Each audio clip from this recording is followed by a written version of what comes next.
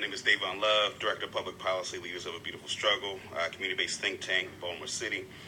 On this bill, one of the things that were features of this bill, in addition to the fact that it increases the amount of time that folks would serve in prison as relates to mandatory minimums, I think it's really important for us to understand the impact on the human beings that have been affected by these kinds of policies. That the kind of violence that we see in our communities today are as a result of the kinds of war on drugs policies that produce the circumstances that we're in today. And a part of what's problematic is that these policies are not going to get at the core of those that are participating in the criminal behavior that the governor is claiming to want to address. In fact, it'll most directly deal with those on the periphery, right? There is not a specific aspect of this piece of legislation that gives law enforcement tools that it doesn't already have as it relates to putting people behind bars.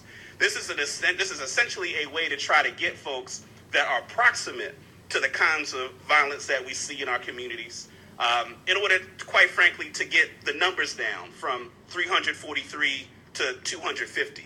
And to me, that kind of quantitative difference is frustrating because the impacts of the violence that exists in our community is not just about the numbers, it's about the impact that it has on the families. One of the things that I want to highlight is that given what's happening with the Baltimore City Police Department, people keep throwing out Baltimore City as an example of the need for the kinds of policies that this package represents. But in fact, if we look at the fact that there's the gun task force that was planting guns that was robbing people, right, stealing drugs, right, that there is no possible way that this piece of legislation would be able to be carried out in Baltimore in a way that does not precipitate the kind of corruption that we believe leads to a lot of the violence that we see in the communities. One last thing I want to say in terms of an alternative, because one of the things that is said is that those of us against the governor's package don't have an alternative.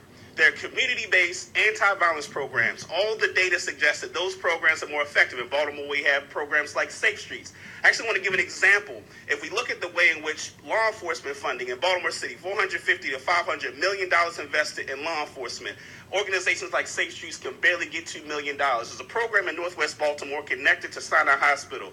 Part of what they do is they go bedside to Sinai Hospital, folks that were brought in as a result of violent trauma. They offer them, job training, help with child support. And they say, in exchange, we want you to come on board and go out and try to address those that are engaging in violence. I met two young men that were a part of that program that were recruited bedside at Sinai Hospital. And they came to our office, were excited about the work they were doing.